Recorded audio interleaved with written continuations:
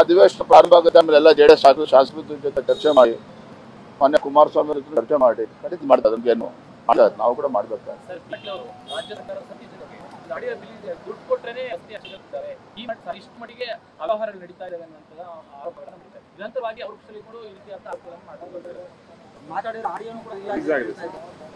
ಭಾರತೀಯ ಪಾರ್ಟಿ ಅವತ್ತಿಂದನೂ ಕೂಡ ನಾವು ಹೇಳ್ತಾ ಇದ್ದೇವೆ, ರಾಜ್ಯದಲ್ಲಿ ಕಾಂಗ್ರೆಸ್ ಸರ್ಕಾರ ಯಾವುದಕ್ಕೋಸ್ಕರ ಅಧಿಕಾರಕ್ಕೆ ಬರಬೇಕು, ರಾಜ್ಯದಲ್ಲಿ ಕಾಂಗ್ರೆಸ್ ಪಕ್ಷ ಅಧಿಕಾರಕ್ಕೆ ಬಂದು ಅವರು ಕೇಂದ್ರದ ಹೈಕಮಾಂಡ್ಗೆ ಒಂದು ATM ಆಗಿ ಪರಿವರ್ತನೆ ಮಾಡಬೇಕು ಕರ್ನಾಟಕವನ್ನ. ಇವತ್ತು ಭ್ರಷ್ಟಾಚಾರ ಮುಗಿಲು ಮುಟ್ಟಿರ್ತಕ್ಕಂಥದ್ದು. ಭಾರತೀಯ ಜನತಾ ಪಾರ್ಟಿ ಮೇಲೆ 40% ಭ್ರಷ್ಟಾಚಾರ ಆರೋಪ ಮಾಡ್ತಾ ಇದ್ರು. ಆದ್ರೆ ನೀವು ಜನಸಾಮಾನ್ಯರು ಕೇಳಿ, ಉದ್ಯಮಿಗಳನ್ನ ಕೇಳಿ, ಯಾರನ್ನೇ ಕೇಳಿ, ಇವತ್ತು ಇದು 100% ಭ್ರಷ್ಟಾಚಾರದ ಸರ್ಕಾರ ಅಂತೇಳಿ ಜನಸಾಮಾನ್ಯರು ಮಾತನಾಡ್ತಾ ಇದ್ದಾರೆ. ಅಂದ್ರೆ ಈ ರೀತಿ ಭ್ರಷ್ಟಾಚಾರ ಮುಳುಗೋಗಿದೆ ಅಥವಾ ಸ್ವತಃ ಆಡಳಿತ ಪಕ್ಷದ ಶಾಸಕರೇ ಇದನ್ನ ಬಹಿರಂಗಪಡಿಸಿದ್ದಾರೆ. ಯಾವುದೇ ಇಲಾಖೆಗೆ ಹೋದ್ರೂ ಸಹ ಲಂಚ ಇಲ್ದೇನೆ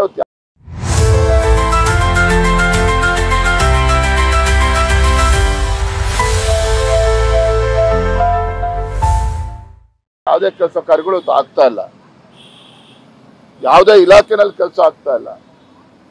ಈ ರೀತಿ ಭ್ರಷ್ಟಾಚಾರಕ್ಕೆ ಕುಮ್ಮಕ್ಕು ಕೊಡ್ತಾ ಇರ್ತಕ್ಕಂಥದ್ದೇ ಇವತ್ತು ಮುಖ್ಯಮಂತ್ರಿಗಳ ಆದಿಯಾಗಿ ಎಲ್ಲರೂ ಕೂಡ ಅದಕ್ಕೆ ಕುಮ್ಮಕ್ಕನ್ನು ನೀಡ್ತಾ ಇದ್ದಾರೆ. ಹಾಗಾಗಿ ಇವತ್ತು BR ಪಾಟೀಲ್ ಅವರು ರಿಲೀಸ್ ಮಾಡಿರ್ತಕ್ಕಂಥ ಆಡಿಯೋ ಒಂದು ಚಿಕ್ಕ ನಿದರ್ಶನ ಅಷ್ಟೇ ಇವತ್ತು. ಆದ್ರೆ ಜನ ಇವತ್ತು ಈ ಸರ್ಕಾರದ ಬಗ್ಗೆ ಈ ವಿಚಾರದಲ್ಲಿ ಬೇಸತ್ತಿದ್ದಾರೆ. ಇವತ್ತು ಸಿಎಂ ತವರು ಜಿಲ್ಲೆಯಲ್ಲಿ ಮೈಕ್ರೋ ಫೈನಾನ್ಸ್ ಅವರಿಗೆ 1280 ರೂಪಾಯಿ ಕಂತು ಕಟ್ಟಿಲ್ಲ ಅಂತ 7 ವರ್ಷದ ಒಂದು ಹೆಣ್ಣು ಮಗುನ ಮೈಕ್ರೋ ಫೈನಾನ್ಸ್ ಅವ್ರು ಎತ್ಕೊಂಡು ಹೋಗಿದ್ದಾರೆ ಸರ್.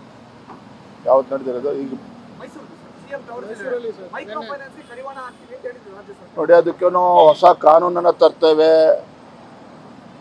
ಈ ರೀತಿ ಏನೋ ಘಟನೆಗಳಾದಾಗ ದೊಡ್ಡ ದೊಡ್ಡ ಭಾಷಣ ಬಿಗಿತಾರೆ.